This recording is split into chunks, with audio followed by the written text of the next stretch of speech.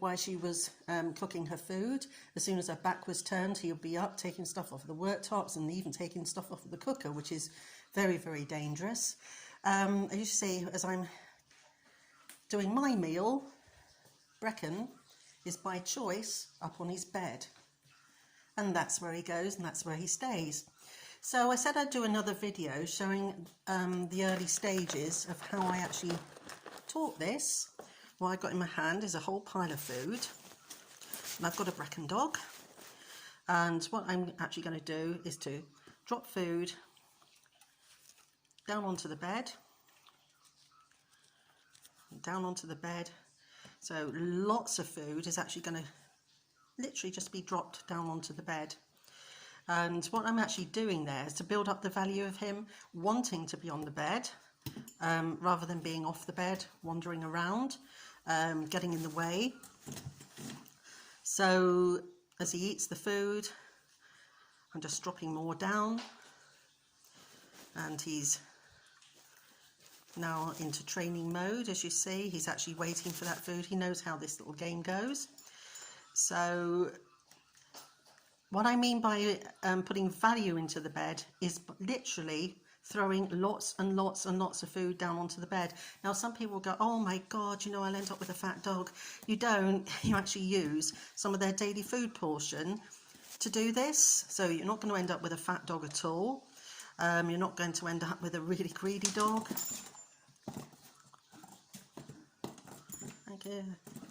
And onto there the food goes. It's a bit naughty really. I'm just doing this to demonstrate, but Brecon's actually had his dinner. What I did as well was taught Brecon that any food that goes onto the floor is not his unless I say, get it! Good boy. And you'll see that Brecon actually puts himself back onto that bed. Now, when he puts himself back onto the bed, that's showing me that he understands the concept of the value of being on the bed rather than just getting off and walking around. So lots and lots and lots of food actually goes down onto that bed, so when he's off the bed nothing much happens.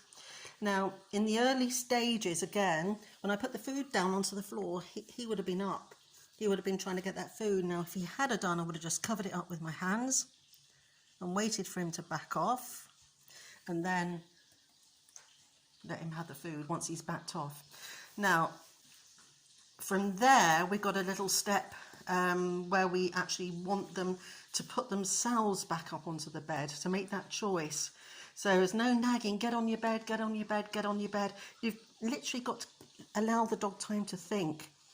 So it'll start thinking to itself, well, where was I getting the food? Why aren't I getting the food when I'm not on the bed? And once they start to understand, they will literally put themselves back on there. So I'm going to let him.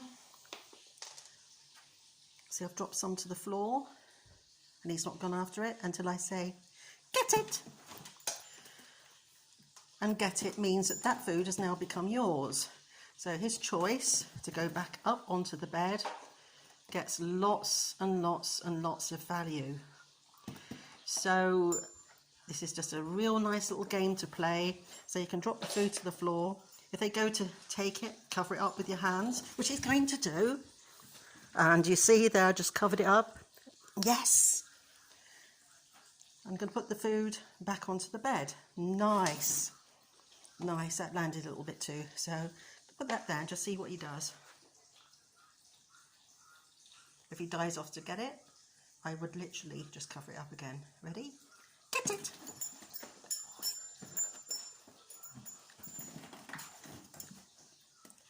So this is what I mean about creating the boundary. Raised dog beds work really, really well for this because it creates such a defined boundary. Drop some down there. Get it!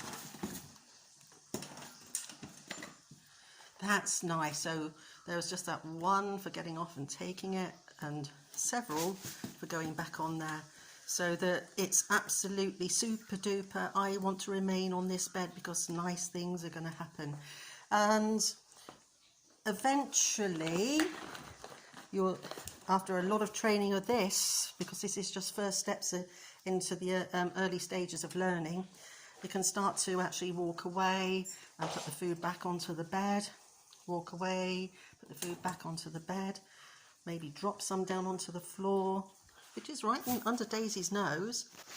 And I think what I'm going to do, because you were such a good girl there, get it! Let Daisy have it. Well done, Daisy May. Right. So some down there. Get it! And he puts himself back.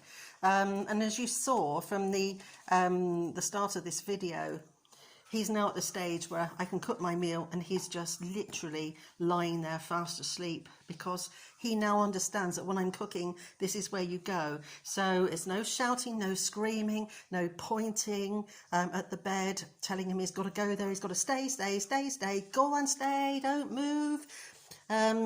He just does it. He understands it and he knows where the value for him is. The value for him is not in the kitchen. It's not... In fact, I'm just going to drop that down there. And he's not going to go for it this time. Just drop it there, drop it there. Pick these up, because that's food I don't want him to have. So, as you see, I've taken the food away and I've not actually told him that it's his. This one I am going to say, get it! Which means that that food has now become his. So, this is what I want you to work on in the early stages, is just building that value of the dog wanting to remain on this bed, and then to just slowly build it up that you're going to walk away and you're going to come back and you're going to do things and you're going to come back and you're going to reward them. But I'll show you in a later video of actually how I move this on, so that I do build it up to that real nice lay there, relaxed, chilled, understanding that when mum's cooking the dinner, you don't come interfering. So enjoy your training games, and bye from Brecon and Daisy. Bye from Greedy Daisy May. And I'm going to show another little video just at the end of this, put a separate one up of Daisy's boundary when I'm actually doing things in the kitchen, so you can see just how it works out. It doesn't have to be a raised dog bed, but we have got a very defined boundary for Daisy. So say bye, Daisy. Brecon. Hello. Yeah, nice. Say bye.